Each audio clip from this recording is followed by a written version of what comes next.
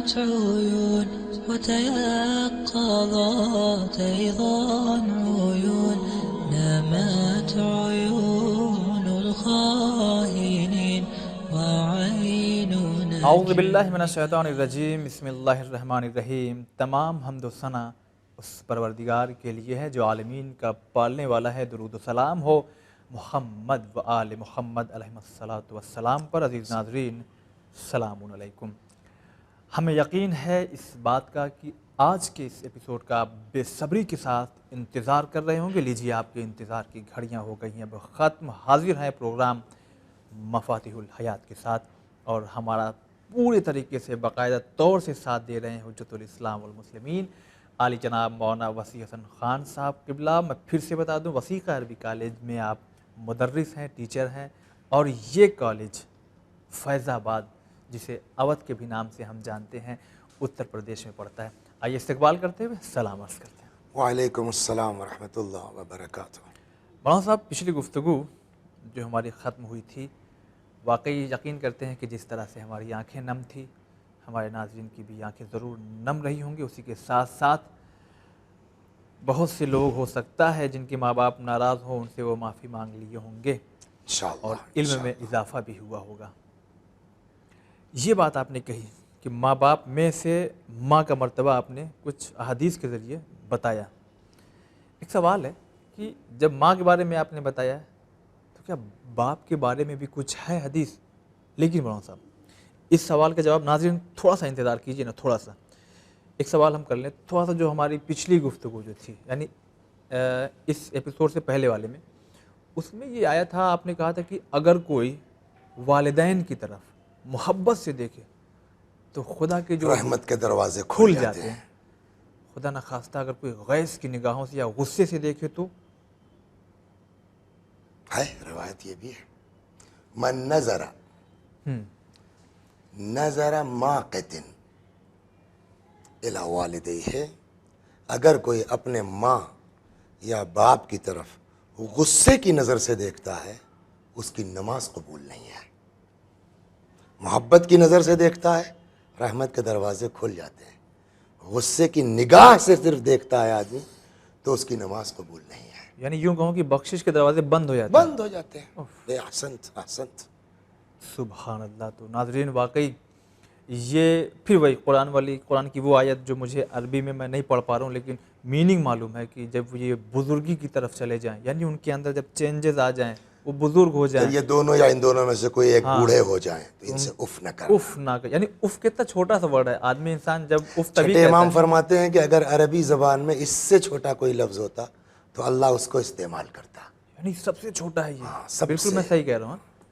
واہ۔ اور بعض بزرگوں کا فرمانا یہ ہے کہ اف کا مطلب کوئی لفظ نہیں ہے، چہرے سے بھی ناگواری کا اظہار نہ ہو، یہ ہے مطلب اف کا۔ اوہو، چہرے سے بھی کبھی کبھی منہ بناتے ہیں نہیں لوگ ماں باپ، وہ بھی نہیں ہونا چاہیے۔ خدا کرے کہ نہ ہو، توفیق انشاءاللہ۔ تو پھر آتے ہیں اس سوال پہ جو ہم نے سوال کر کے روک دیا تھا کہ ماں کے بارے میں آپ نے جو حدیث بیان کی ہے، اور مرتبہ واقعی کیا بلند مقام ہے ماں کا، تو باپ کے بارے میں بھی کچھ بیان کریں اگر ہے؟ حدیثیں الگ سے ہیں جی دیکھیے، یعنی حدیثوں کو تین طرح سے تقسیم کیا جا سکتا ہے۔ ایک وہ حدیثیں ہیں جو عرض کی جا چکی، مشترک والدین کر کے ہیں، دونوں آ گئے، دونوں میں آ گئے۔ جی۔ ایک وہ حدیث ہے جو ہم نے پچھلے جو قسط میں عرض کیا، ماں کا مرتبہ ہے۔ ویسے باپ کے لیے بھی الگ حدیثیں مل جائیں گی، اگر آپ کہیے تو ایک دو حدیثیں ضرور بیان میں عرض کرتا ہوں اس میں سے پوچھا کہ باپ، اور اس میں بڑی عجیب وہ ہے، خدا کرے کہ میں سمجھا سکوں انشاءاللہ۔ یہاں فرماتے ہیں امام رضا علیہ السلام سے یہ روایت ہے، امام سجاد علیہ السلام سے یہ روایت ہے، رسالہ حقوق سے ہے یہ۔ جی جی۔ فرماتے ہیں وَأَمَّا حَقُّ أَبِيكَ، میں عرض کر دوں چوتھے امام علیہ السلام کا ایک پورا رسالہ ہے اس سلسلے میں، رسالہ حقوق، آنکھ کا حق کیا ہے اور ہاتھ کا حق کیا ہے، پیر کا حق کیا ہے، وہ ہے تو اس میں باپ کا حق کیا ہے۔ وَأَمَّا حَقُّ أَبِيكَ، باپ کا تمہارے اوپر حق کیا ہے؟ فرماتے ہیں فَتَعْلَمْ أَنَّكَ أَصْلُكَ، تمہاری جڑ وہ ہے، اصل وہ ہے، بنیاد وہ ہے، وَأَنَّكَ فَرْعُهُ، اور اصل باپ ہے، فرع تم ہو، جڑ وہ ہے، شاخ تم ہو، وَأَنَّكَ لَوْلَاهُ لَمْ تَكُنْ، یہ غور کرو کہ آج تم جو ہو اس کی وجہ سے ہو. اگر وہ نہ ہوتا تو تم نہ ہوتے. تو تم نہ ہوتے. صحیح. اب یہاں سے یہ امام کا فقرہ میں نے کہا نا کاش میں سمجھا سکوں کہ کیا لطیف اشارہ ہے امام کا کہ انک لولا لم تکن, اگر تمہارا باپ نہ ہوتا تو تم بھی نہ ہوتے. نہیں ہوتے. فمہما رأیت فی نفسک مما یعجبک, اگر تمہارے اندر کوئی ایسی کوالٹی ہے جو تم کو خود اچھی لگ رہی ہے تو غور کرو یہ تمہارے باپ کی وجہ سے ہے. واہ. پھر سے بنیاد جڑ اس کی کون ہے کہ فمہما رأیت فی نفسک مما یعجبک فاعلم ان اباک اصل النعمہ, اگر تمہارے اندر کوئی اچھائی ہے, کوئی ایسی چیز ہے جو تم کو بھلی لگ رہی ہے, تو یاد رکھو کہ ان اباک اصل النعمہ, اس نعمت کی اصل کہاں ہے؟ باپ ہے. باپ ہے. میں حالانکہ ٹی وی چینل اس لیے نہیں ہوتا کہ آدمی ذاتیات پہ اپنے وہ بیان کرے, لیکن میں اس کو عرض کروں گا مولا کی اس حدیث کی روشنی میں کہ جب دیکھو کہ تمہارے اندر کوئی خاص بات ہے, سبحان اللہ, تو اصل نعمت کیا؟ تمہارا باپ ہے. واہ. میرا باپ, شکریہ ادا کرو. میرا باپ. زمینداری کا خاتمہ ہو گیا, وہ حالات اس زمانے میں آج سے 40 سال پہلے سب کے خراب تھے, سب کے. باوجود اس کے بہرحال ایک چھوٹی سی نوکری کی میرے باپ نے, معمولی سی نوکری یو پی گورنمنٹ میں کی, 300 روپے تنخواہ ملتی تھی. 300. جی. 77 کی بات میں بتا, 1977 میں جب میرا ایڈمیشن ہوا ہے مدرسے میں, تو اس 300 میں سے وہ بیچارے مرحوم اللہ بخشے 200 روپے میری ماں کو دے دیتے تھے گھر کے خرچے کے لیے, بچا 100 روپیہ. 100 میں بندے خدا وہ اللہ مغفرت کرے 20 روپے اپنے پاس رکھتے تھے اپنی بیوی کے لیے, 80 روپے مجھ کو بھیجتے تھے مدرسے میں خرچ کے لیے. جب مجھ کو جو ہے وہ 83 میں ایران جانا ہوا تو اس بندہ مومن نے جو اپنا فکس ڈپازٹ توڑا, 5000 روپے اس میں سے نکالے. تب سستا بھی تھا, 3700 کچھ روپے کا ٹکٹ تھا, 1000 روپے کنسیشن ہو گیا اسٹوڈنٹ کا, 2750 روپے میں ایران پہنچ گئے ہم. وہ فکس ڈپازٹ توڑا, چلے گئے. آج وہ نہیں ہے ہمارے اس درمیان, لیکن جب بھی ہم کسی ممبر پر جائیں گے یا ون ٹی وی پر ہم کوئی پروگرام کریں گے تو اگر انسانیت ہمارے اندر ہے تو امام کیا کہہ رہے ہیں کہ ان اباک اصل النعمہ, یہ جو کچھ اب تم ہو اس کی جڑ کون ہے؟ اصل نعمت کون ہے؟ باپ ہے. تمہارا باپ ہے. واہ. تو اس باپ کی قدر و قیمت مت بھولو. اسی لیے اگر آپ کو یاد ہو پچھلے اس میں کہ اللہ نے اپنے شکریہ کے ساتھ ماں باپ کا شکریہ رکھا ہے, اور اگر کوئی خدا کا شکریہ ادا کرتا ہے اور اپنے ماں باپ کا شکریہ ادا نہیں کرتا تو اللہ اس کا بھی شکریہ قبول اپنا بھی شکریہ قبول نہیں کرتا ہے. تو مولانا صاحب آپ کی اس بات سے اب مجھ کو واقعی, میں اپنے ناظرین واقعی میں کہہ رہا ہوں کہ مجھ کو یہ چیز نہیں معلوم تھی, لیکن اس بات سے مجھ کو بھی محسوس ہو رہا ہے کہ ہمارے والد محترم, آپ ان کے بارے میں جو تھوڑا بہت واقف بھی ہیں, وہ کسی مدرسے میں جا کر کے یہ والا علم نہیں حاصل کیا جو آپ نے کیا, لیکن باوجود اس کے اللہ مغفرت کرے انشاءاللہ. پہلے کے حالات ایسے تھے کہ مولوی مولانا بہت کم ہوتے تھے, تو والد بزرگوار جو ہمارے تھے اپنے ٹوٹے پھوٹے الفاظ میں تھوڑا بہت جاننے کے بعد جو گاؤں میں مجلسیں ہوتی تھی بس وہی پڑھا کرتے تھے. تو مجھے لگتا ہے اس کا اجر ہے نا آج, ان کا وہی چیز وَعْلَمْ أَنَّ أَبَاكَ أَصْلُ النِّعْمَةِ. شکر ہے. یاد رکھو کہ ساری نعمتوں کی جڑ کون ہے؟ باپ ہے. یعنی ہمیں ناظرین میں یہ آپ پی ایچ ڈی کر لیے ہیں, آپ نے, آپ ایم بی بی ایس ہو گئے ہیں, آپ آیت اللہ ہو گئے ہیں, لیکن اصل نعمت باپ ہے, جڑ بنیاد باپ ہے. اور اگر بلندی پہ جانے کے بعد ناظرین کوئی بھی انسان اپنے باپ کو گھر سے باہر نکال دیا, اللہ آئے گا, ابھی میں سوال کروں گا انشاءاللہ. اسی لیے روایت کہتی ہے کہ علیک بطاعت الاب, اس لیے کہ اصل نعمت ہے وہ. لہذا روایت کیا کہتی ہے, دوسری روایت ہے یہ امام رضا سلام اللہ علیہ سے, وہ جو پچھلی گزری ہے رسالہ حقوق سے امام سجاد کے, یہ امام رضا سلام اللہ علیہ سے, علیک بطاعت الاب, تم پر لازم ہے تمہارے باپ کی فرما برداری, اطاعت, وبرہ, ان کے ساتھ نیکی, والتواضع, خاکساری, والخضوع, اسی مفہوم میں آ گیا, خضوع خشوع, باپ کے ساتھ جو ہے اکڑ کے نہ آئے آدمی, خاضع ہو کے آئے, والاعظام والاکرام لہ, باپ کی عزت کیجئے, باپ کو کی عظمت سمجھیے, وخفض الصوت بحضرتہ, اور لازم ہے تمہارے لیے کہ اپنے باپ کے سامنے خفض الصوت بحضرتہ, باپ کے سامنے آواز ہلکی ہونا چاہیے. خفض, آواز ہلکی ہونا. کیوں؟ پھر وہی بات جملہ جو چوتھے امام نے فرمایا وہی ہمارے آٹھویں امام فرما رہے ہیں, اور اس سے اندازہ ہوتا ہے اولنا محمد و آخرنا محمد اوسطنا محمد کلنا محمد. وہی فقرہ یہاں ہمارے آٹھویں امام بھی فرما رہے ہیں. فإن الأب أصل الابن, واہ, باپ بیٹے کی اصل ہے. والابن فرعہ, اور بیٹا باپ کی شاخ ہے. لولا لم یکن, اگر باپ نہ ہوتا تم نہ ہوتے. تو بیٹا نہ ہوتا. صحیح. لہذا جو کچھ اللہ نے تم کو دیا ہے, چاہے وہ مال ہو, چاہے قدرت ہو, چاہے اختیار, سب لے کے اپنے باپ کی بارگاہ میں رہو, اپنے باپ کے لیے حاضر رہو. چنانچہ ایک کیس ہوا تھا جی. پیغمبر کے زمانے میں, وہاں ایک لڑکے نے آ کر کے اپنے باپ کے اوپر کیس کر دیا. رسول اللہ کے اوپر, رسول اللہ کے پاس آ کے ایک شخص نے اپنے باپ کے اوپر کیس کر دیا. کیا؟ کچھ ماں کی پراپرٹی کا معاملہ تھا. جی. تو آ کر کے اس نے پیغمبر کے ساتھ میری ماں کی پراپرٹی یہ دے نہیں رہے. اچھا. پیغمبر نے اس سے یہ کہا کہ انت و مالک لابیک, تم اور تمہارا مال دونوں اپنے باپ کے لیے ہو. یہ بات پیغمبر کے زمانے کی ہو گئی. ایک شخص نے آ کر کے امام جعفر صادق علیہ السلام سے پوچھا, حسین ابن ابی علا, انہوں نے آگے پوچھا امام صادق علیہ السلام, قلت لابی عبداللہ علیہ السلام ما یحل للرجل من مال ولدہ, انسان کو اپنے بیٹے کے مال سے کتنا اختیار ہے لے لینے کا؟ انسان یعنی باپ کو, باپ گھر پہ رہتا ہے, باپ ریٹائرڈ ہے, باپ کی کوئی آمدنی نہیں ہے, بیٹا کما رہا ہے. ہاں, تو وہ آگے پوچھتا ہے کہ باپ کو اپنے بیٹے کے مال سے لینے کا کتنا حق ہے؟ کتنا ہے؟ اچھا.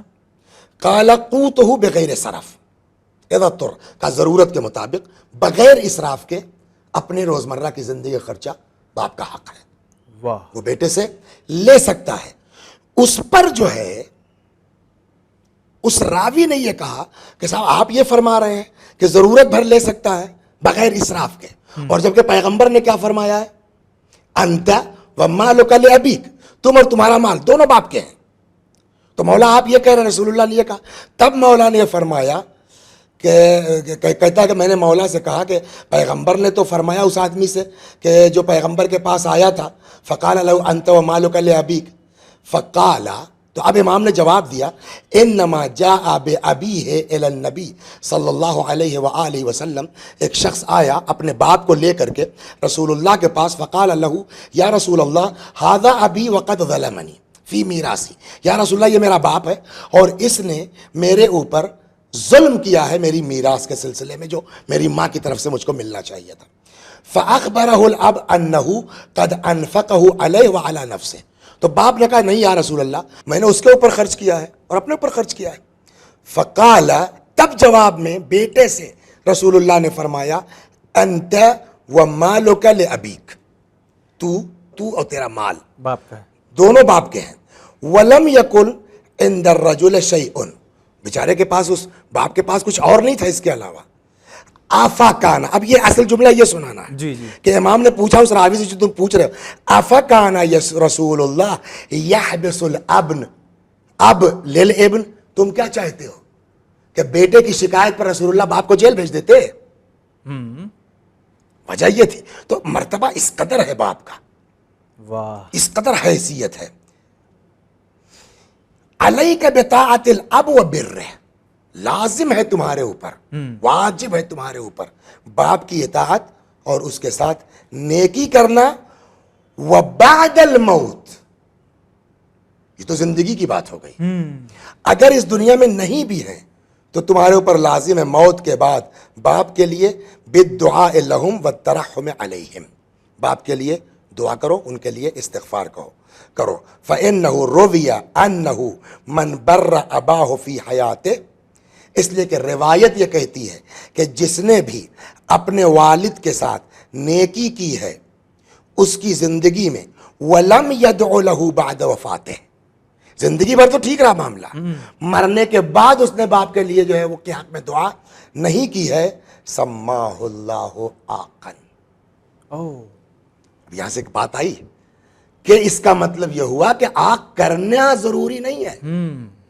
باپ کے ساتھ نیکی کر رہا تھا, باپ خوش خوش اس دنیا سے گیا, اس کے بعد بھول گئے باپ کو, باپ کے حق میں دعا نہیں کر رہے ہیں. تو امام نے کیا فرمایا؟ سماہ اللہ عاقن, اللہ ایسی اولاد کو آنکھ کر دیتی ہے. جس کا مطلب یہ ہوا کہ باپ کو آنکھ کرنے کی ضرورت نہیں ہے, خود بخود آنکھ ہو جاؤ. اللہ آنکھ کر دے. سماہ اللہ عاقن, اللہ جو ہے اس کو آنکھ شمار کرتا ہے, آنکھ کا نام دے دیتا ہے, یعنی خدا آنکھ کر دیتا ہے اس کو. یعنی خدا ناراض ہو گیا, خدا ناراض ہو گیا, خدا نے آنکھ کر دیا. لہذا ہم یہ سوچ کے خوش نہ ہو جائیں کہ میرے والد اس دنیا سے خوش خوش گئے. بالکل, مرنے کے بعد بھی انسان آنکھ ہو سکتا ہے. سبحان اللہ, بہت ہی اچھی بات آپ نے پیش کی ہمارے ناظرین کے لیے.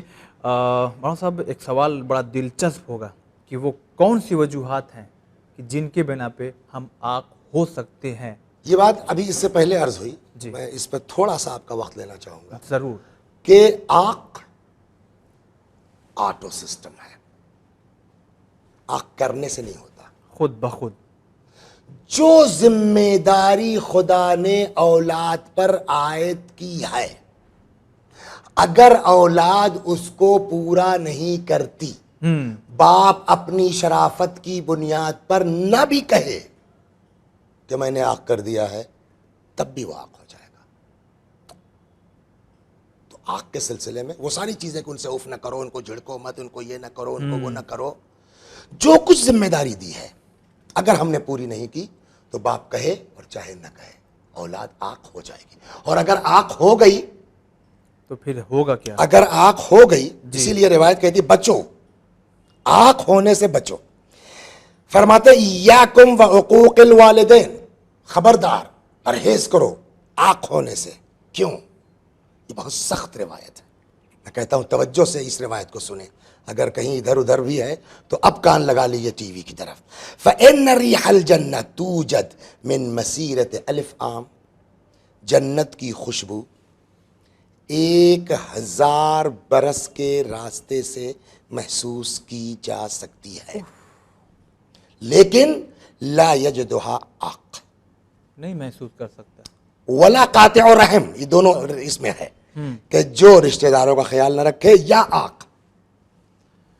جنت میں جانا دور کی بات ہے, 1000 اتنے دور رکھے جاؤ گے کہ جنت کی خوشبو محسوس نہیں کر سکتے.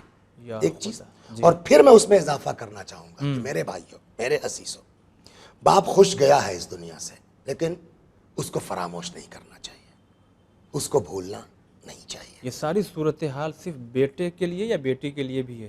ظاہر سی بات ہے, اولاد اولاد ہے. جی, اولاد اولاد ہے, وہ جتنا کر سکتی. البتہ اس میں ایک چیز ہوگی, شوہر کی اطاعت ہوتی رہے. شوہر کی اجازت ضروری ہے, اور ظاہر سی بات ہے کہ شوہر کو بھی سوچنا چاہیے جیسے میرا باپ اسے اس کا باپ, ویسے میری بیوی پھر کا اس کا باپ, باپ بھی اور ہو. بیوی کو بھی سوچنا چاہیے. جی, یہ اگر واقعی اگر ہم سوچ رہے ہیں کتنا ہمارا خاندان گلزار بن جائے. اگر بیوی یہ سوچ لے کہ جیسے میرا بھائی ویسے شوہر کا بھائی, جیسے میری ماں ویسے شوہر کی ماں, جیسے میرا باپ ویسے شوہر کا باپ.